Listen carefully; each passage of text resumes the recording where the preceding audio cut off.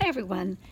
I was recently working with a client of mine who was experiencing like a lot of dissatisfaction going on in her life. And what we noticed as she began to share some of her new patterns of behavior and things that she became aware that she was doing was all around comparison.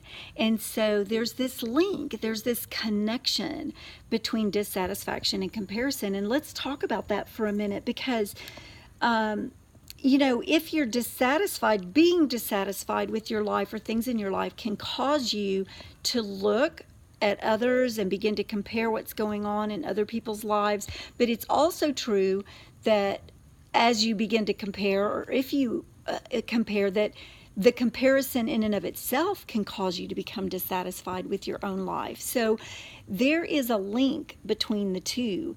I encourage you to just notice that key.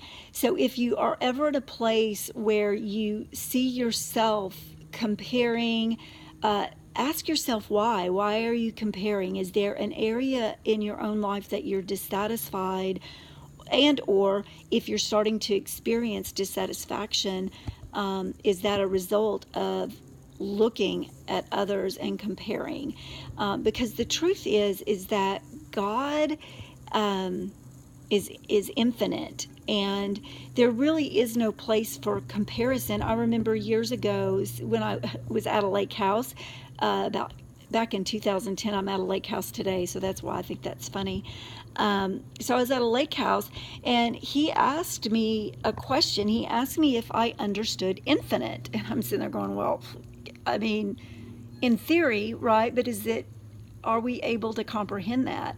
And he gave me an explanation that was just astonishing. He said, infinity or infinite means that if God, took everything that I had and I chose to give it all to one person, which he did in Jesus, if I turn around, I still have it all.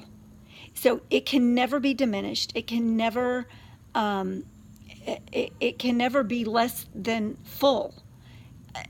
It's always infinite. It's always there. He always has it all, and he can give it all away and never run out. And so what that means is that we can look to those places in our life where we're dissatisfied and take that to him.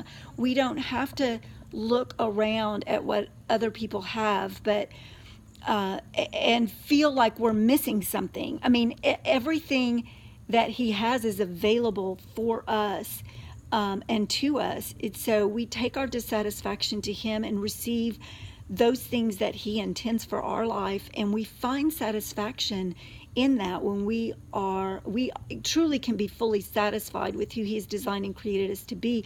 And the greatest opportunity for that is when we stop comparing and we really begin to receive the things that he intends for us and take absolute delight and pleasure in that, knowing that it pleases him to fully be who he designed and created us to be. So just pay attention to this kind of link, if you will, between comparison and dissatisfaction when it shows up in your life, and just know that that's a place to come before the Lord and receive the things that he has for you.